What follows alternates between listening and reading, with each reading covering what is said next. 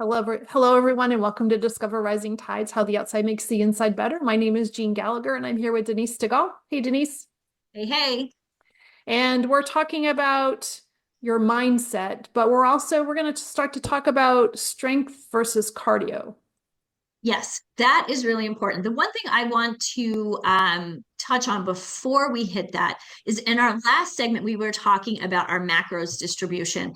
And I Mhm. do want to, I just really wanted to start with this idea, since we're going to be talking about strength training versus cardio, is to, changing that mindset shift is so important when it comes to what you eat. Mhm. And that will help you shift your mindset in the way you move and groove your body. Right. So that's just something that I wanted to touch on before we jumped right into talking about strength training. So let's go on to why strength training versus cardio. What is best for you?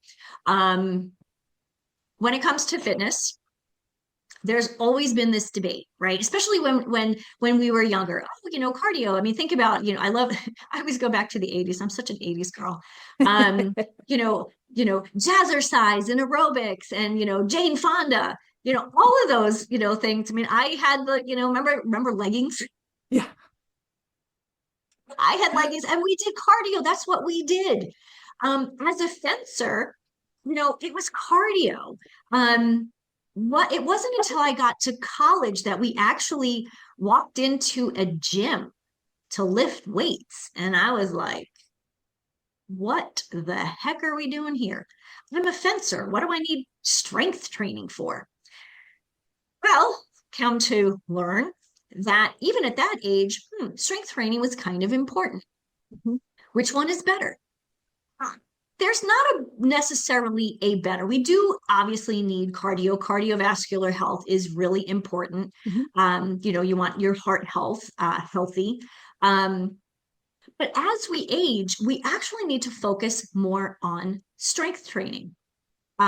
Many times you'll hear it called resistance training. Why? We need to build muscle. As Mhm. we're getting older, our body just naturally, because we're dropping these hormones, we're also losing muscle mass, lean muscle mass, right? Think about somebody who used to have real nice, nice arm here. You can't tell here because I've got a shirt on, but then all of a sudden they've got the wiggly jiggly thing. That's not actually a given. You don't have to have that if you're strength training, right? Because you're gaining muscle that other person has completely lost. Mhm. So, we talked about this the other day, muscle burns well, no, we didn't. Muscle burns calories. Um, muscle burns, sorry, muscle burns more calories. And that's something that's always interesting because when we were talking last time, we were talking about calories in, calories out, Mhm. that calorie deficit thing. So that is important to know, right? Strength training helps you burn more even after you stop working out. So you do get a continual burn when with strength training. And it's not just about muscle. It's not just about tone and looking good. Because yeah, of course we want to do that. We want to look good. Um, at Thanksgiving, I wore a dress that I wore about 7 years ago, and it fit. That felt good, Mhm. right? And it wasn't that I'm same size, but same. It's the same size, but my body has changed again from however old I was 7 years ago to today. Right? For a while, it wasn't fitting. So what's changed? I've increased the amount of resistance training that I do. Um, and I know you do a lot of resistance training. So tell me a little bit, Jeanne, about your experience. Putting you on the It's spot now. That's okay. It's what brought me through my hip replacement so well. And the doctor said that too, because I was strong going in. Even though I had a part of me that wasn't working, I still had the rest of my body that I could work with, right? So I had to give permission to let a piece go, a little go, right? Mhm. And work on the rest, but continually do that. And then when I would post surgery as well, there's So the bottom half can't lift weights. So, but the top half still can. And it is that transition of your mindset and doing what you can. What I found was that my body recovered more quickly than was expected. So I was really grateful for that. But the it's the little things too. It is the ability as we get older to be able to get off the floor if we sit on the floor, or to actually want to sit on the floor and then want to get up off the floor. I've talked Mhm. about this before, but in the CrossFit class, CrossFit's not for everyone. And however, you need to be in an environment that's supportive of you. Annie just turned 95 and Annie can do Awesome. burpees. It's amazing. But when you're in a room with somebody that's 95 that wants to be there and wants to work out, and you've seen her actually get better and get stronger at that age, it's incredibly motivating. Absolutely. So what she's doing, she's taking care of two things. One, bone density. Mhm. Um, I am your classic person who could potentially have osteoporosis. I am at risk of osteoporosis just because my family background, right? Mhm. I'm a Caucasian woman. I'm fair. I'm petite. Yeah, that's all, check all those off. Those are the first three risk factors, right? So at 95, Annie is making sure that she doesn't have to worry about that. Right. Another piece that she is doing that I think we all need to pay attention to is functional fitness. Now, getting down to do a burpee, and by the way, I whoever invented a burpee, I want to punch in They're the nose because evil. I hate burpees. Yeah. Not my favorite, but I do them when I need to, right? But they serve a purpose. They definitely serve a purpose. Number one, you have to, just being able to like get down on the floor and jump back up and do a push up, and jump back up. How many people do you know in our age group that cannot do that? Or even Most people. step up. Yes. Mhm. It's incredibly Lifting, important. lifting, bending, carrying things, carrying groceries. There's a woman who I follow. She's a functional medicine doctor, and she's in her mid 70s, and she's a hoot. She was at the grocery store recently, and she had a couple of heavy grocery bags, just two actually. She put everything in two grocery bags so she could carry them. And there was a young guy at checkout. He's like, "Oh, let me help you with that, ma'am." And she just looked at him and she said, "Well, thank you, but no, I've got it." And, he went to pick one up and he was like, "Oh, this is heavy. Are you sure?" And she's like, "No, I got it." And she's in her mid 70s and she's carrying these heavy bags that the young guy struggled with. I mean, that to me is exactly why we do it. But you mentioned, getting up and down off the floor. There's a test, and it is actually a test. You could do this on your own. You don't have to show anybody. If you can get down on the floor and then back up without your hands, Mhm. you are doing really well. If you kind of fall onto the floor, okay, we need to think about, we got to work on that. What's not working, what's not strong there. And then if you can't get up again without using your hands and leaning on stuff, I mean, I see this so frequently, when I go to the gym, there are people who have just started working out, it's still that time of year where people are like, "Oh, just," and they literally are like crawling on the floor trying to get up because they were doing sit-ups, but now they need to get back up off the floor and they struggle. And they're younger than me. Come on, we got to work on this, people. Functional fitness is going to help you today, tomorrow, and really age well. We never think about, oh, what's going to happen in the future. And I've kind of had this conversation with my mom, who's 83, and she's like, "Don't worry about it when the time comes." When it comes to your health and your physical fitness, you cannot wait until the time comes. And this is usually what Mhm. happens, right? People become type 2 diabetic. Their weight is, they've gotten to the point where, they really need to do something with their weight because they've got metabolic syndrome, they have heart disease, whatever it may be. So it's not until they come and have this like, oh, bleep moment that they start to think, oh, maybe I should do something, right? let's not get to that point. If we start paying attention to strength training, resistance training now, that is going to help us move forward. Now, when I'm talking about resistance training, we do need to start where we are, right? If you're new to strength training, don't try to lift a 50-pound barbell, okay? You can start with the 8 pounds. You have to start with the 5 pounds. But what is important is that we're working our way up. I mean, I have a 30-pound kettlebell that every now and then my husband ends up kicking by accident. And he's like, you know, this damn thing. And I'm like, he says, do you ever use this? I'm like, of course I do. He just kind of looks at me like, you lift this 30-pound kettlebell? Not only do I lift that 30-pound kettlebell, I do kettlebell swings with that, right? I didn't start with that. I have a 10 and a 12 and a 20-pound. That's progress. So we do want to make sure, though, that when we start resistance training, that we are doing it the right way. So working with a trainer is really important, at least to start. You want to make Yes, sure because that you need to learn form. You just absolutely. can't do it because you need to do it correctly. There's a difference. Right. So all of this strength training is going to improve your balance, reduce risk of falls, and promote longevity, which is what we want to do. Let's switch over to cardio. Okay, how many times do you go to a gym, like a regular gym, and there's, a bunch of women on the elliptical machine doing this or running on the treadmill for, whatever, an hour, or even worse, walking on the treadmill for an hour. Kill me now. That is the most boring thing ever.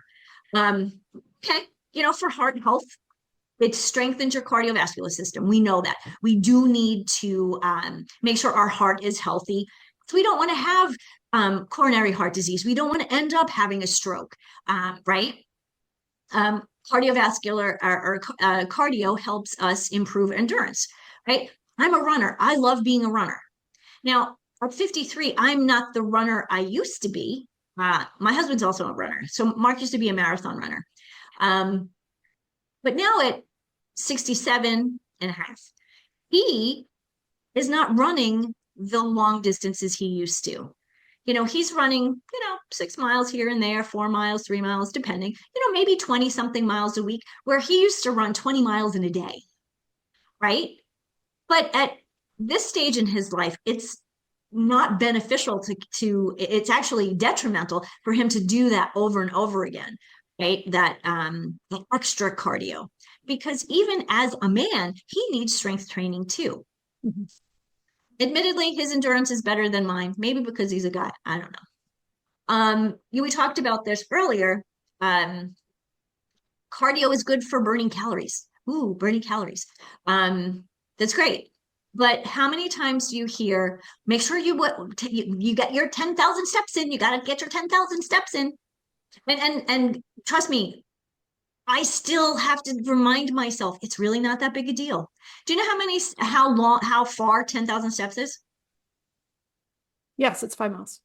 5 miles. Who's walking 5 miles a day normally? Now, granted, back in the day when we were, farmers definitely did that. People, when we were hunter-gatherers, I know there are times when Mark is at the hospital and he's, going back and forth and he almost does.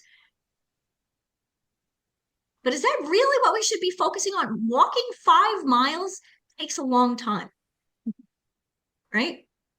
So yeah, you can burn some calories. You're not going to build any muscle, right? Now, granted, I will admit that, cardio, when I've been running, releases endorphins. You kind of get that, woo, that happy high, which I never understood until I ran my first 10K back in the day. Like, yeah, runner's high, my foot. But there really is something to that. But again, at this stage in life, we really need to pay attention to our body because too much cardio is going to exhaust you. There's just too many women that I know at this stage that end up blowing out their adrenal system because they're working out, so much. They're at the gym, 2 hours every day doing all this cardio and no strength training, but they need that. And even though cardio is supposed to increase your stamina, At that stage, you get to a point where it's now actually doing the opposite. So, yes, you need both. But at this stage in midlife, we really need to focus on resistance training, strength training, give it a name, to boost muscle, lower the risk of osteoporosis, increase bone Mhm. density, and boost your metabolism. Well put. Thank you, Denise. You're welcome, Jean. Hello, everyone, and welcome to Discover Rising Tides, How the Outside Makes the Inside Better. I am Jeanne Gallagher, and I'm excited to be here with our guest today, Tess Booker. Hey, Tess, how are you? I am awesome. Thank you so much for having me. I'm so glad to have you here. Tess is an emotional wellness coach and a business coach. And so, Tess, give us a little bit about your background, and then we'll dive in. Hey there. So I'm coming from San Diego, California. My name is Tess The land Booker. of sunshine. Yes, lots of sunshine. Um, I I'm the owner of Inspired Livings. I host Brilliant Minds and Beautiful Souls, and I am in business and practicing emotional wellness and serving people in figuring out what that looks like, how to actually become that, and take pressure off of our lives a little bit. Fantastic. Wellness is such a buzzword, and emotional wellness is, it seems simple to define, but it's really not, is it? No, I think that there's a lot of misunderstanding about emotional wellness being, it gets hidden, it gets Mhm. pushed under because a lot of people talk about law of attraction and we deal with thoughts, we deal with beliefs, but dealing with emotions is a lot of avoidance and a lot of uh, not so much clarity, confusion. And so I think there's just, it's underestimated. And that's where I really hone in to bring healing where people are lacking, I guess. A better word for that. How do you define emotional unwellness? By how you feel. Hmm. What you feel is usually what we get. So think about like when you're feeling frustrated, what do you Hmm. get more of? Frustrated, right? Right. When you Oh, feel happy, what do you get more of? I like that. So what you feel, you get more of. That's really Yeah. insightful and very simplistic, but it's huge. Right. And that's the thing. It's so much simpler than people can imagine, and we don't realize the ramifications of the hurt that it does. We don't Mm, realize how emotions go deep and they create friction on the body, they create friction on your action steps, it creates friction in your relationships, your health, your finances. And when we can address and actually identify and your right hand is stops doing what your left hand is doing because we believe one thing, we think one thing, but we do another. And mm, that all comes out of an emotional awareness. mm. Well, that's interesting. I never thought of it that way. So you're thinking you're doing something, but you're really not. Yeah, it's just like your show. I love this whole thing when we were talking about your show. It's the outside, Hmm. the rising outside that affects the inside. Well, it's really we're always most people are externally driven. They're seeing all the external and then they're reacting to that instead Hmm. of looking coming from the inside and reacting from that. Hmm. So I it's a can, reversed yeah. energy, I would say. It's a reversed process that once we get to the root of why we do that reverse process, and it actually helps us to get back into the alignments of things working for you or not working for you, but getting more awareness of what you want. Mm. So we are so inundated from so much coming at us that really does affect how we feel more than we think it does, doesn't it? Oh, absolutely. I mean, think about when something like, okay, we could talk about a big one of grief, right? Something, we Hmm. lose something or a loss happens. Well, there's a process in which our body takes and our mind takes. And when those things get stuck, it creates stuck. Hmm. And we don't operate well. We get, it's short circuited. I guess that's a good word. Sometimes the emotions aren't bad, It's just that it's like electricity. So it gets short circuited. It can't, it shuts off, it shuts down. We shut down just like electricity would shut down in a circuit break. That's interesting. And so I was trying to figure out how to grab this question. I have a question in the back of my head and it's not coming to me, but there's the short circuited piece, or let me redefine this. So when you said grief is almost easy to self-identify. You've had a loss, so maybe this is why I'm feeling like this. But there's other emotions that are out there that we can't really, that we don't know that it's happened, or kind of like the frog in the warm water that slowly boils, right? So we're so used to feeling as we feel, it's hard to recognize that, maybe a year ago or 5 years ago, we felt differently, and we've just become acclimated to who we are. That's really good way of putting it. And that's exactly what happens. Now, grief is a whole nother topic because grief is a process. It's not necessarily emotion. That's what Mm-hmm. people want to say, that there's a certain emotion that comes with grief. Well, that's not true. We've been programmed how to feel, what to feel, who feels what, and we don't dig into how we feel about it. So there is a process in grief. So grief is just a process. Now, when I'm talking emotions, that's different than a process, because Mm-hmm. emotions are identified by anger, sad, Mm. frustrated, um, joyful. Uh, like there's emotions have to be labeled as what they are, and then being able to label that, then you can go backwards and backtrack. Well, where's that coming from? Is that something that someone else is supposed to feel, or is that how I feel? Like oftentimes Mm. we're dealing with the external, and we're not paying attention to what that emotion that we should or should not feel, and where it's stuck, and how it's kept you stuck. It's a self-sabotage at that point. Mm. And you had mentioned too, when we had talked before, this self-sabotage piece, that you really have created 5 pillars around this, correct? Tell us Yeah. about that. Yeah, there's 5 pillars to self-sabotage, and it's in your beliefs, your emotions, your thoughts, your self-expression, and love. Mm. And we are constantly in war of good or bad, right or wrong, left hand doing one thing, the left hand doing one thing, the right hand doing another, confusion. And when we have confusion in any area of those lives, we're out of our own awareness and Mhm. pure alignments. Mm. And How do it we comes out of that self-sabotage, because if you're not aware of it, how does it get addressed?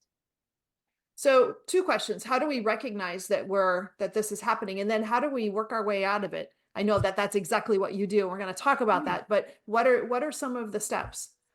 Well, this is where that's simple, right? And this is the overlooked. If you pay attention to what you're feeling, and you Mhm. feel like crap, or you feel terrible, or you're not depressed or angry or frustrated, or all those things that don't feel good, then you can know that you're out of your best alignments. Mm. That's how you can notice. When you feel all those things, it means that you're not tapping into the essence of who you are. You probably have some kind of inner critic telling you that you're not good enough, or that you can't figure it out, or you need to know it now, or you're behind, or whatever those things are. So when you can first identify how you're feeling, then now we can start to unravel, like, where did that come from, and who's telling you that, and where's that belief, and then um, that awareness, like what you do. I think when you get out in the open and you are getting grounded, and you're looking at the stars, you're smelling the roses, you're using your 5 senses, that awareness of when you don't feel good, and to have that pause, Mm. is actually the healing spaces, if that makes sense. Oh, well, it does. It does be, I know I can tell. We've just come off of 5 days of rain, though you in San Diego would have no idea what that was like. Well, yeah. Oh, and grateful for the rain, but the sun is out today and I am not. And and so my pull of trying to rationalize what I have to do for work and responsibilities is my priorities feel like I just need to recoup and recover from some too much inside time. Well, and how do we know when you're short circuited? How do you know when to stop? How do you know when enough is enough and Before when it's you're too late, pushing, too. right? Yeah. And being aware of what you need in the moments and not dependent on someone to tell you that because you know what you need. You Hmm. just aren't aware of what that is in that moment. And so to pause or to take yourself out of it, take the pressure off yourself in an instant is a Hmm. valuable tool. Whenever you feel resistance, you just stop, Mm. right? That's a good thing to practice. It takes a lot of practice. And by the way, I have lived in Oregon for the last 30 years. I haven't always been in San Diego, so Oh, so I you get understand the rain. it. Oh You my get gosh. it. But I do love being here in San Diego. It helps, right? It helps Mhm. a lot. Yeah, sunshine does help. So, how do you recognize, or what are are there triggers or things that we can learn to say, "Oh, I am a little out of alignment in my emotional side." Well, there we're at, right? We're right back to the simplicity of how you feel. What are you feeling? Mhm. That's where you know. I always do that.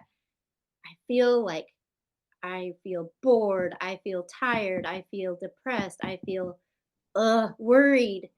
That is my ding, ding, ding, ding. I now have access to me. Mm. Like that's the awareness. If you can really just know when you don't feel good, pay attention to it, then you can start and you pause. You just stop what you're doing because if you're going to be frustrated, if you keep being frustrated, what are you attracting? More More frustration. frustration. It's like Mhm. working in the computer when we have to be patient.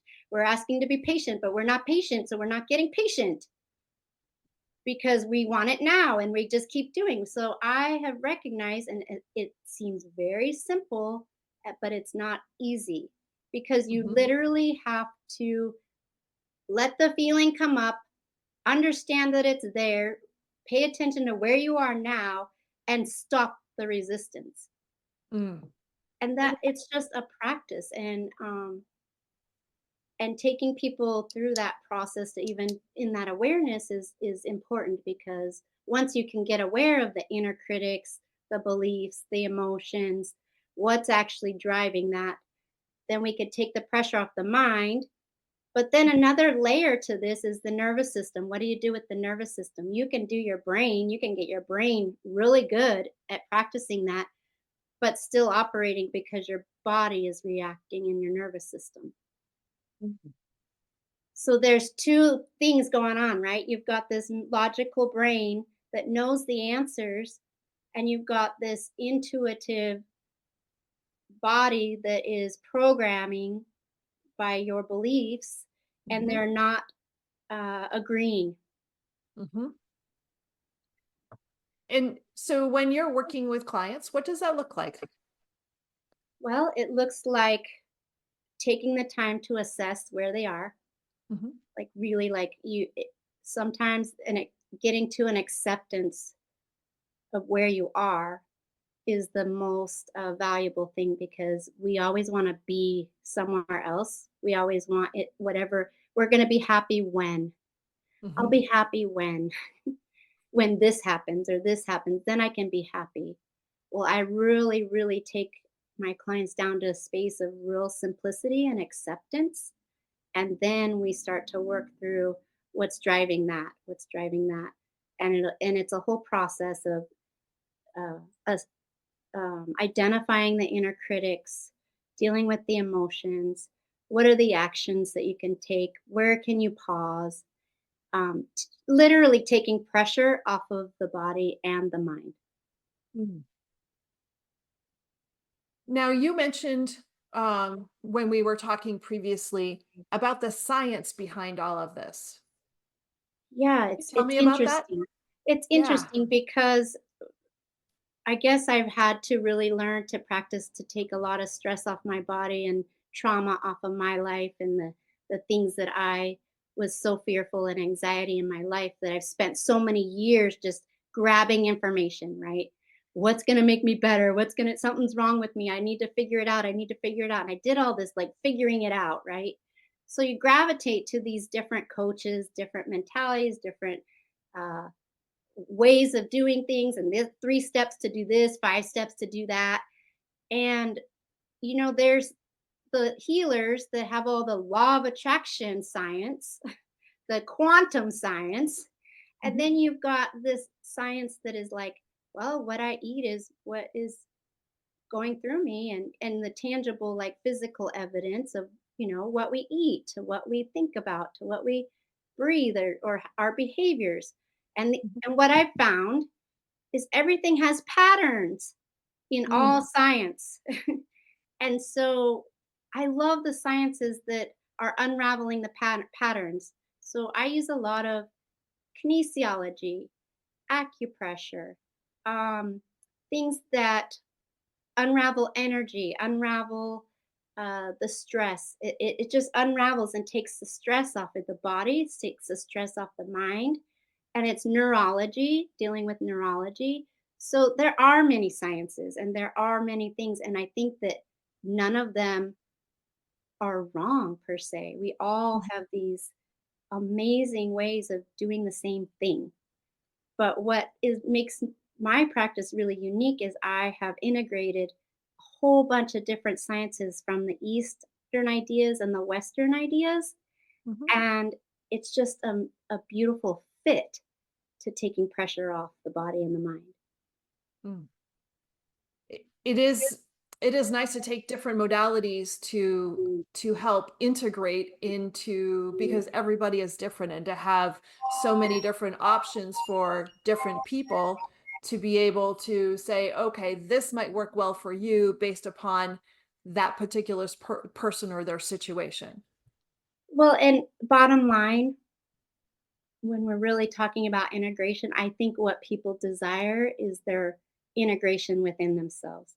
So Mm. that's what the brilliant What does that minds, mean? beautiful souls, But what does that integrating. mean? That Integrating within means yourself.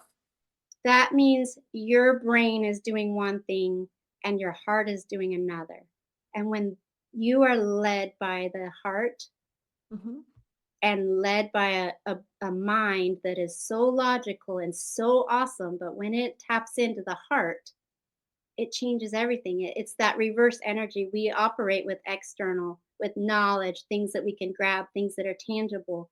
But what if we operated with wisdom, intuition, emotion, and an energy, like the things you can't see? Like we know the wind exists, but Mhm. we only see the results of it. We don't really see wind. We just see what wind does. So when you can operate from the unseen and have that in alignment with what you know externally, then it's a different world. You see things different, you feel things different, you have hope, you start to create rather than work. Mm. That's beautiful. Yeah, I can see how it does make sense. And that this is also such a process to learn about ourselves. Right. Because we're operating in one or the other, right? We're Mhm. operating in hate and love. How can hate and love be at the same time? We do it. We can love Mm. something and we can hate something at the same time. But at some point, if you don't make a decision of what you want, it's just constant confusion. Mm. We can't be afraid of something and want something else. I mean, you can't be safe and afraid at the same time, Mm. right?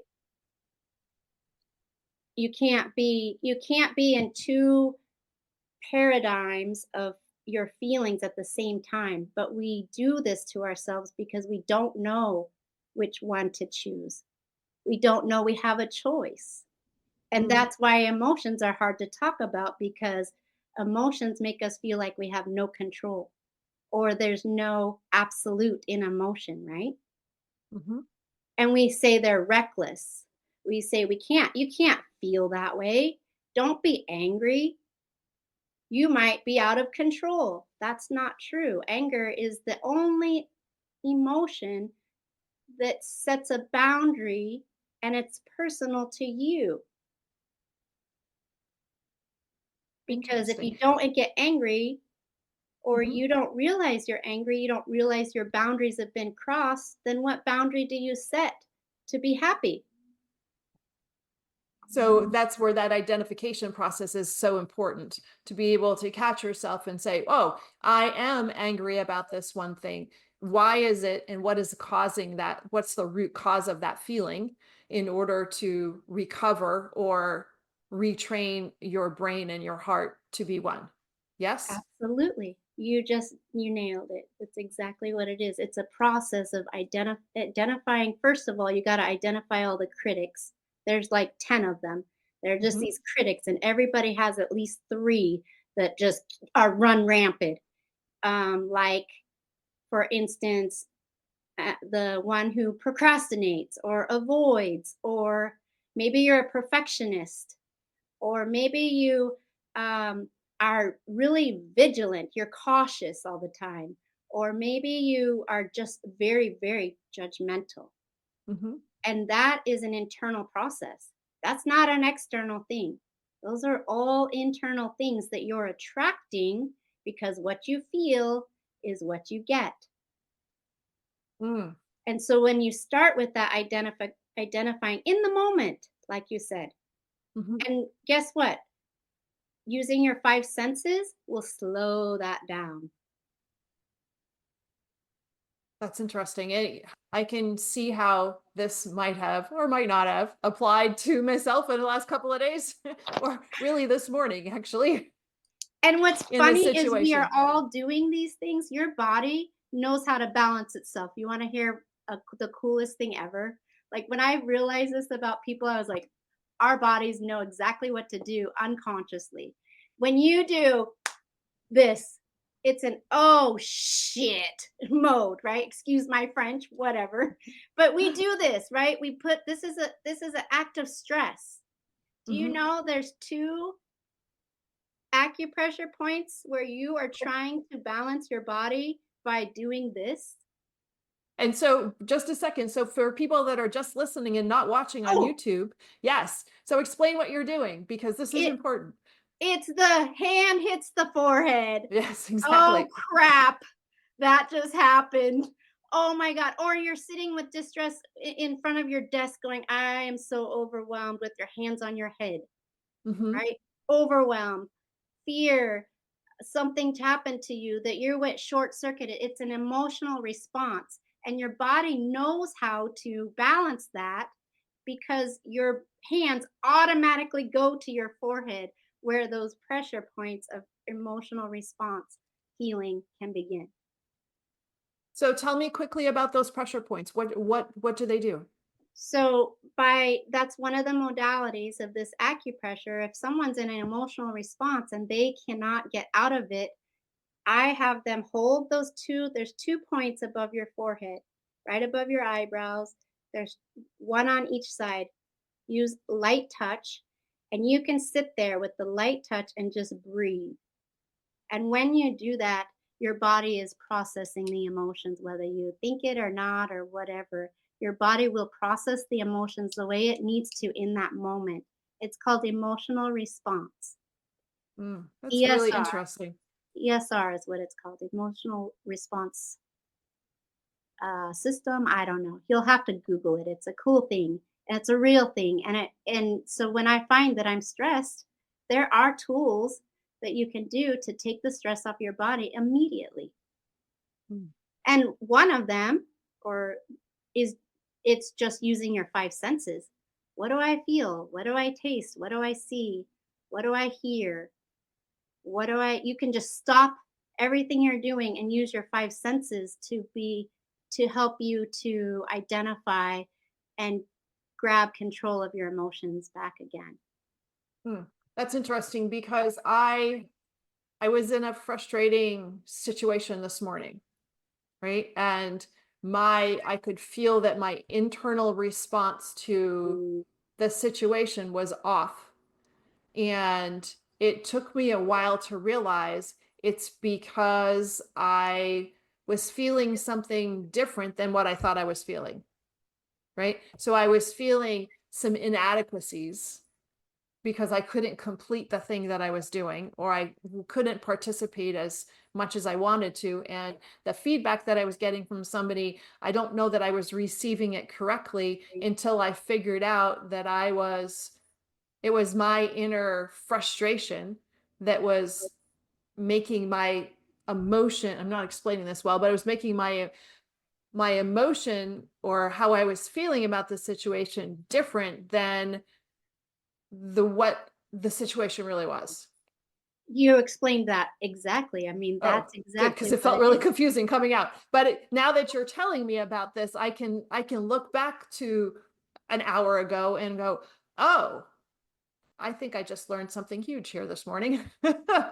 Well, Thank and you. that's because you're coming from the in, you're paying attention, you're aware. And when you're aware, now you have power to make a different choice or a different Hmm. decision or to look at it different or to have a different outcome even, right? Hmm.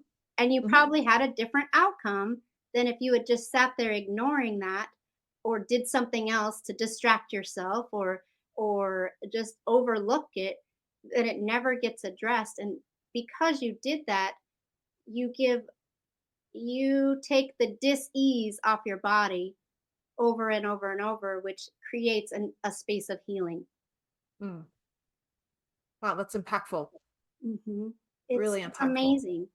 And what's more interesting is I never really, when I'm sitting with a client, I never am really telling them something they don't already know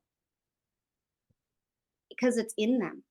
Mhm. It's just drawing it out so that you're aware of your own power. Mm. So what do you do for yourself? How does Tess take care of Tess to Well, show up for everybody?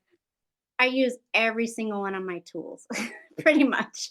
All the science, all the things that I have practiced from all the coaches before me, all the things that I've implemented.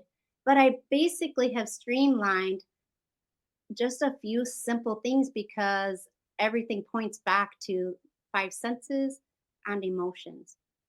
And so, as I stay aware of my own emotions and my own well being, Mhm. then I know the tools to take the pressure off my body. And what's really cool is I just had a session this morning that just really made me so happy because what happens is it's not therapy that I'm giving people. They don't have to come back to me because I'm actually giving them the tools to go take the pressure off their own body when they need to and be able to take ownership and control of their own life because they now have the tools to implement. Mm.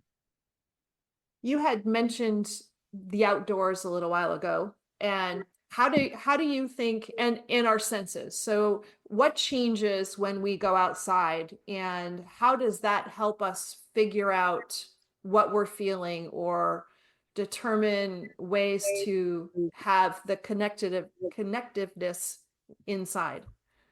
So I could tell you an experience I had that made Mhm. me recognize this and how much when I was practicing the senses and trying to be outdoors and paying attention. So I will literally start with what am I seeing? Where is there trees in front of me? Is there cracks in the sidewalk? Is there whatever? And you go through your senses. What am I hearing? What am I tasting right now? You can even imagine that you can have a taste, believe it or not, right? What colors do I feel? What color you start to connect what's going on in you and externally at the same time. And what that does is it gives space and time.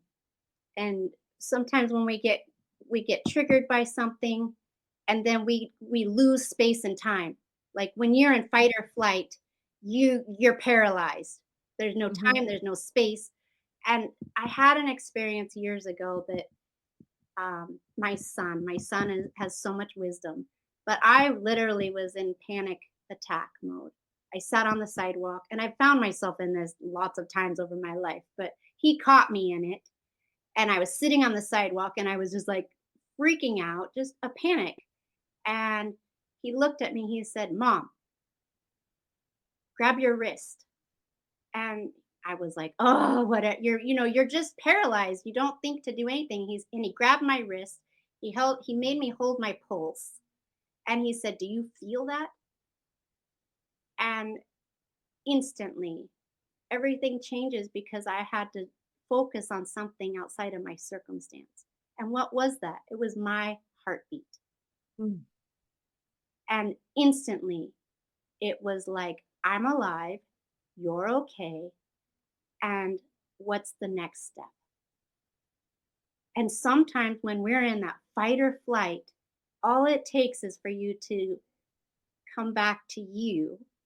And you can do that through your five senses. So, under any stress or worry or anything, you can elevate your dopamine, your joy, your endorphins, you're happy by pausing and paying attention to what you see, what you touch, what you taste, what you smell, what you hear. Mm. And it's an instant um, antidote to fear. That's amazing. That's a great story. Thank you for sharing. Yeah. It's So, just recognizing what works. mhm. So Tess, where do people find you? And you have an online course coming up too, correct? Yeah, they can find me at the Brilliant Minds and Beautiful Souls on KFred station. You also can find me on Facebook. That's where I've been communicating and putting a lot of my information there. But I definitely have assessments and modules that are coming, getting online courses. But you can follow me there and start to grab that and just message me in Messenger because that's the best way to start any conversation, right? Perfect. Tess, thank you. Thank you so much for being here and sharing your wisdom and teaching us some great skills to become more centered and more connected within ourselves.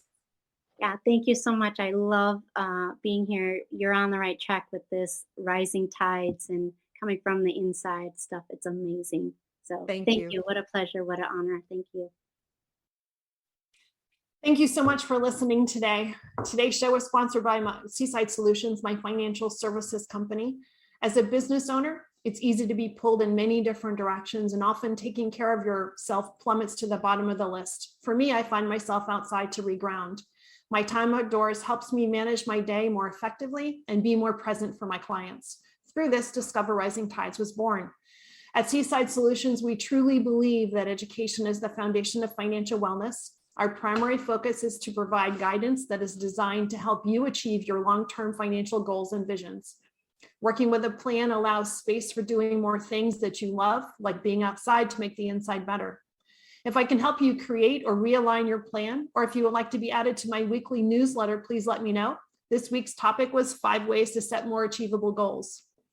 Your referral means the big, beautiful world to me, and if I can help, please let me know. And thank you so much for listening, and see you next time.